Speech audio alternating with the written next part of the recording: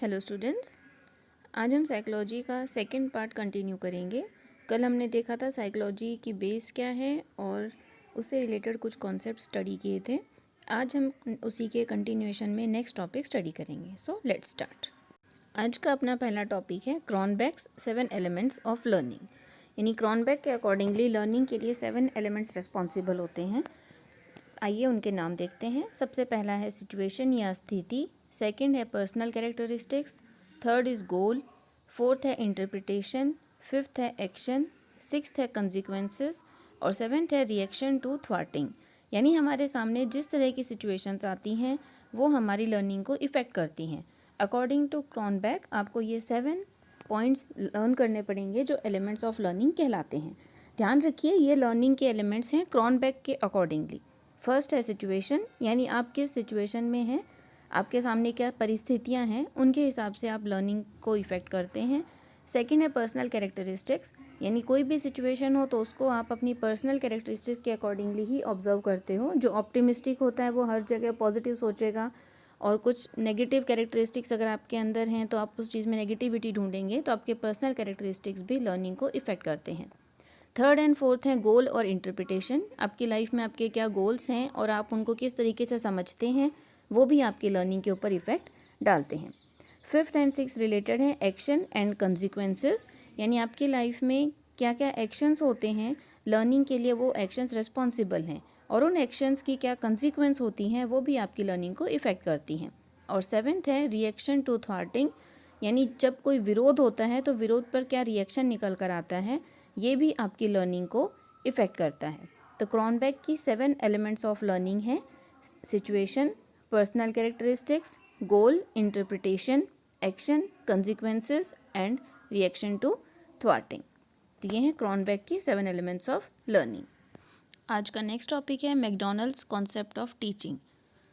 इसके अंदर आप देखेंगे ये मैकडॉनल्ड ने कॉन्सेप्ट ऑफ टीचिंग दिया था 1965 में, जिसके अंदर 4 मेन कंपोनेंट्स हैं curriculum, instruction, teaching and learning, जिन्हें हमने 1, 2, 3 और 4 इन पॉइंट से डिनोट किया है। तो ये एक वेन डायग्राम के थ्रू एक्सप्लेन किया है कि किस तरीके से कॉन्सेप्ट ऑफ टीचिंग एक दूसरे के ऊपर इफेक्ट डालते हैं और एक दूसरे से रिलेटेड हैं। तो जो फर्स्ट, सेकंड, थर्ड, फोर्थ ये 4 हैं main components curriculum, instruction, teaching and learning. और इनके जो ओवरलैपिंग एरियाज़ हैं वो हैं 5, 6, 7, 8, 9 एंड 10। एरिया नंबर 5 है कॉन्कॉमिटेंट लर्निंग, एरिया नंबर 6 है टीचर मॉडिफिकेशन बिहेवियर, 7th है in service experience and 8th, 9th and 10th है पीपल टीचर प्लानिंग एक्सपीरियंसेस। तो मैकडॉनल्ड कॉन्सेप्ट ऑफ टीचिंग में आपको मेनली 4 कंपोनेंट्स याद रखने हैं curriculum, instruction, teaching and learning, और इस डायग्राम की हेल्प से आप इन्हें स्टडी कर सकते हैं।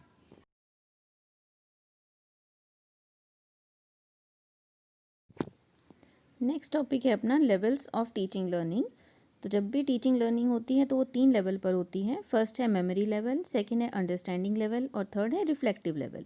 मेमोरी लेवल बिल्कुल बेसिक लेवल है जिसमें टीचर का इंपॉर्टेंट रोल होता है और ये थॉटलेस है क्योंकि इसके अंदर बच्चे को सिर्फ चीज़ें याद करनी होती हैं। तो मेमोराइज करना मेमोरी लेवल का मेन इंपॉर्टेंट फीचर है।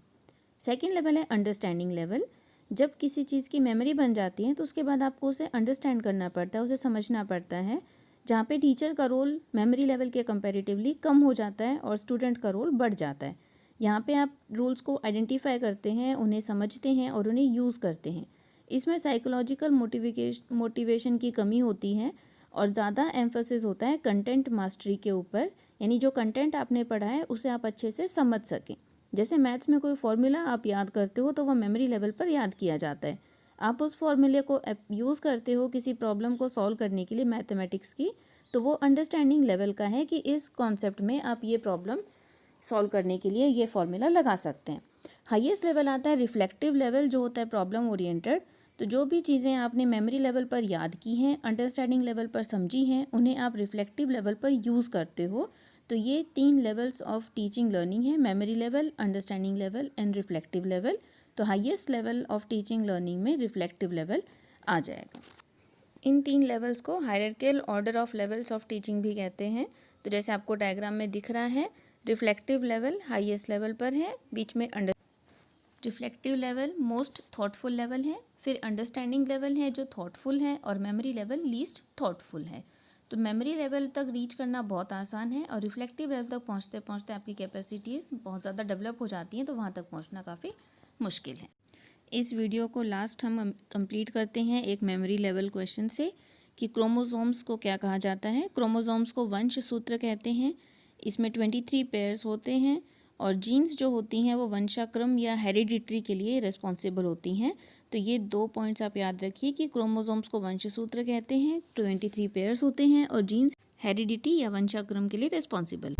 ऐसी और वीडियोज़ के लिए चैनल को सब्सक्राइब करें, लाइक करें और नॉलेज को गेन करते रहें।